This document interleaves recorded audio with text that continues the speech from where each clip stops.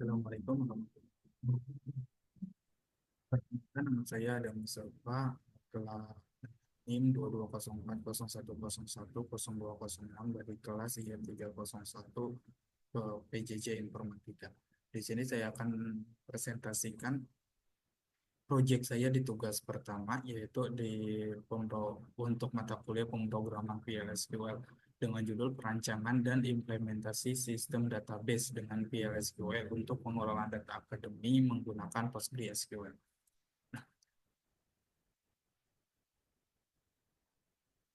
Pokok bahasan yang pertama yaitu pertama latar belakang, terus yang kedua plotlet atau modelnya, ketiga progres pembuatan tabel.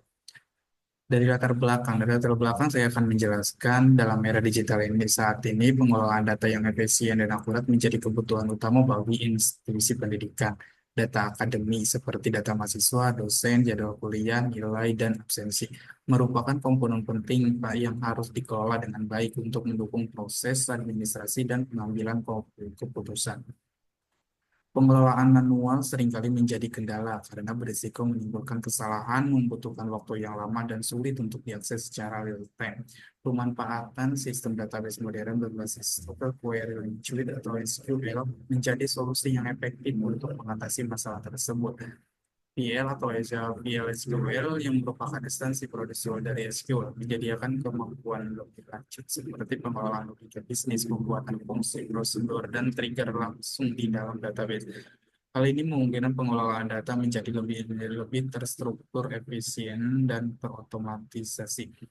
Dalam konteks institusi pendidikan, penerapan PLSQL dapat membantu mengotomasi berbagai proses seperti pencatatan data akademi, perhitungan nilai, pengelolaan jadwal, hingga laporan akademik.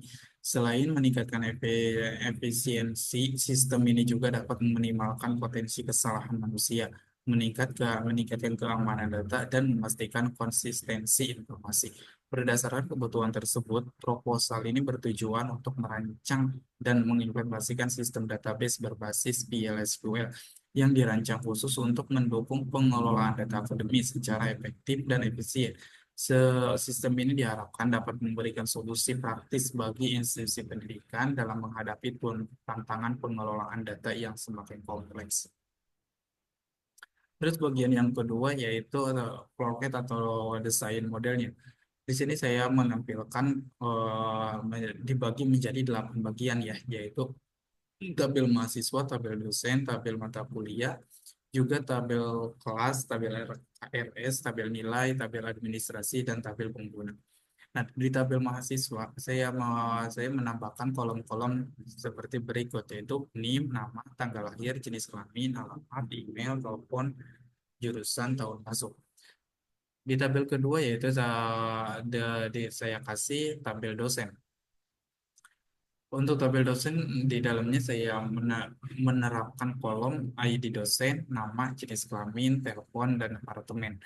Terus tabel yang ketiga yaitu tabel mata kuliah, tabel di mana kolom-kolomnya berisi kode MK, nama MK, SKS, dan semester.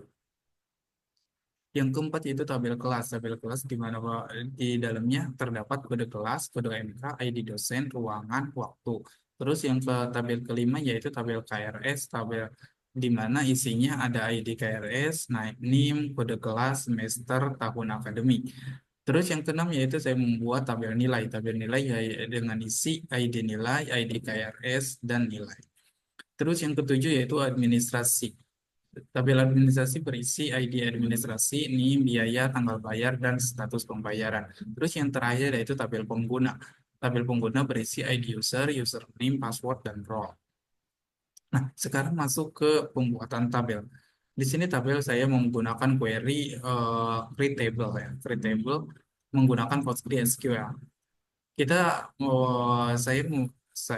saya membuat tabel mahasiswa dengan mengklikkan create table if not exist, create table mahasiswa, yaitu dengan berisi NIM dengan karakter dengan varchar dibatasi dengan 10 angka dengan default, nul, dan primary key-nya. Terus yang kedua yaitu nama dengan varchar juga dibatasi dengan 100 huruf. Terus tanggal lahir dengan date, ya, jenis kelamin dengan varchar, alamat dengan varchar, email dengan varchar, telepon dengan varchar, jurusan karakter dengan varchar, dan tahun masuk menggunakan integer. Nah, di sini tadi ada mahasiswa penerbitanya yaitu di NIM. Jadi NIM-nya kita digunakan untuk primary key-nya. Terus yang kedua tabel dosen. Tabel dosen saya membuat create table dosen, yaitu di mana ID dosennya varchar dibatasi dengan 10, terus nama nama dosennya dengan varchar dibatasi 100, jenis kelaminnya varchar juga, teleponnya parcar dengan durasi 15 dan departemennya juga parcar. Di sini formula carry-nya yaitu ID dosen. Jadi ID dosennya kita dijadikan acuan dan tidak boleh kosong atau nol. Terus yang ketiga tabel mata kuliah.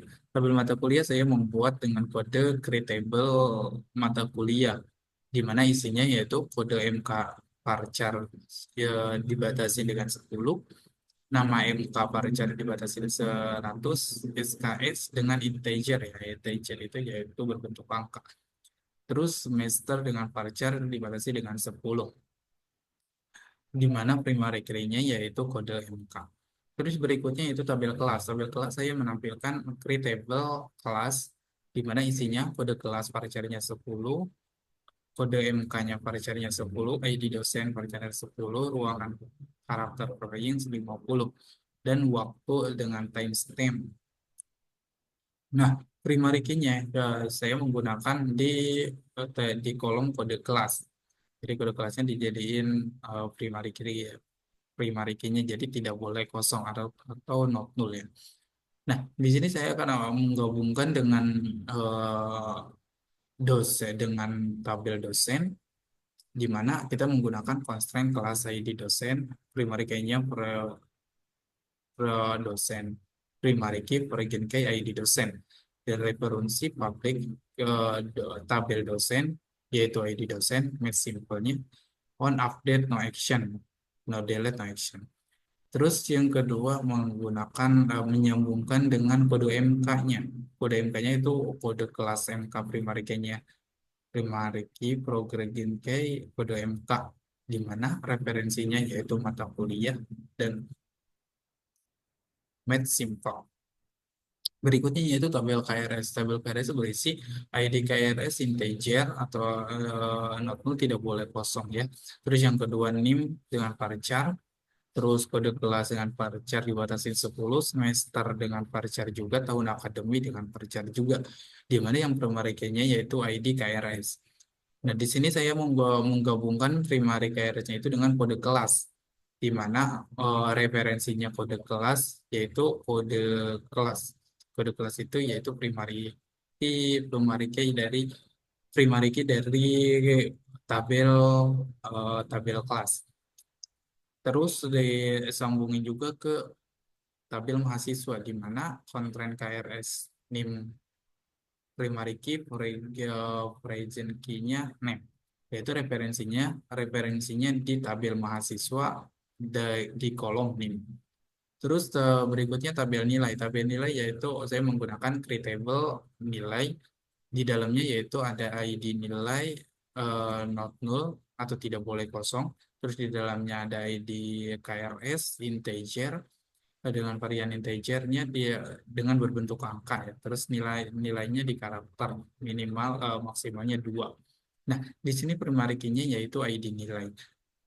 Jadi kelas tabel nilai juga saya menyambungkan dengan KRS, di mana dengan kode constraint ID nilai ID KRS primary key foreign key-nya ID KRS dengan referensinya tabel KRS yaitu di ID KRS Make Simple.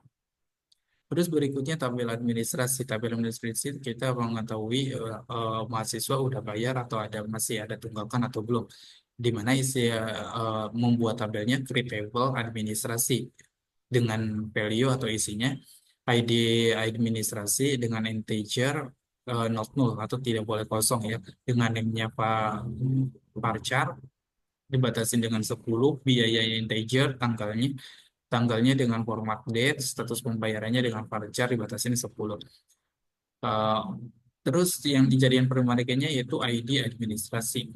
Konstran administrasi primary key-nya yaitu dengan dihubungkan dengan tabel mahasiswa, di mana kodenya constraint administrasi, name primary key-nya, origin key-nya NIM. Jadi referensi public dot mahasiswa dalam kurung NIM dan match simple. Terus tabel pengguna itu ini buat mahasiswanya ya. Jadi saya menggunakan create table pengguna di dalamnya yaitu ID user dengan varchar 10, not null. Not null itu artinya kosong. Terus tidak boleh kosong. Username-nya varchar 50, passwordnya varcharnya 50, role-nya varchar 10. Nah, di mana constraint-nya primary key-nya yaitu ID user. ID user tidak boleh kosong. Nah, sekian dari saya. Wassalamualaikum warahmatullahi wabarakatuh.